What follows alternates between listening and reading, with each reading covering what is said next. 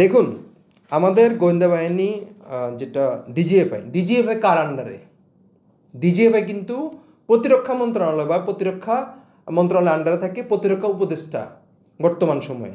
তাহলে আপনি সবসময় ডিজিএফআইকে ভেঙে ফেলবেন, ডিজিএফআইয়ের বিল্ডিং গুঁড়ে দিবেন, কিন্তু ডিজিএফআইকে যিনি প্রধান, যার কাছে রিপোর্টিং বস, ওনার বিরুদ্ধে আপনি কথা বলছেন না কেন?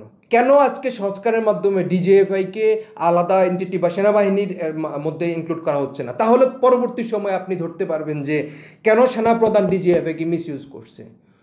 এটা যুগ যুগ ধরে চলে আসছে। খালেদা জিয়াও প্রতিরক্ষা মন্ত্রী এবং ডিজিএফআইয়ের প্রধান হিসেবে ছিল, শেখ হাসিনাও ডিজিএফআইয়ের প্রধান হিসেবে ছিল, বর্তমান প্রধান উপদেষ্টা ডিজিএফআইয়ের প্রধান হিসেবে আছে। কেন আপনি ডিজিএফআইকে তাকে সেনাবাহিনীর আন্ডারে নিচ্ছেন না? এই সংস্কার কেন হচ্ছে না?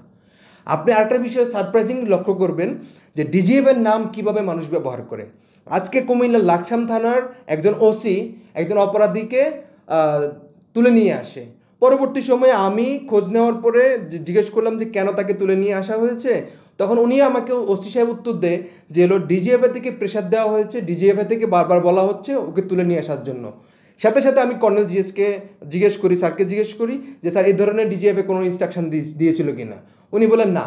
তাহলে এই যে পুলিশ বা ওই ওসি, আমি সব ওসিকে বলবো না, ওই অভিযুক্ত ওসি যে ডিজিএফআইয়ের নাম ব্যবহার করে এ ধরনের অপকর্ম করে যাচ্ছে, এটা কিন্তু এক ধরনের বলা হয় যত ঘোষ নন্দ ঘোষ, যে আমার উদুরপিণ্ডি বুদুর গাড়ে, যে আমার এখন কোনো কিছু হয়েছে আমি ডিজিএফের নাম দিয়ে ইউজ করতে পারি। তাহলে সেই ওসি কীভাবে ডিজিএফের নাম ইউজ করে?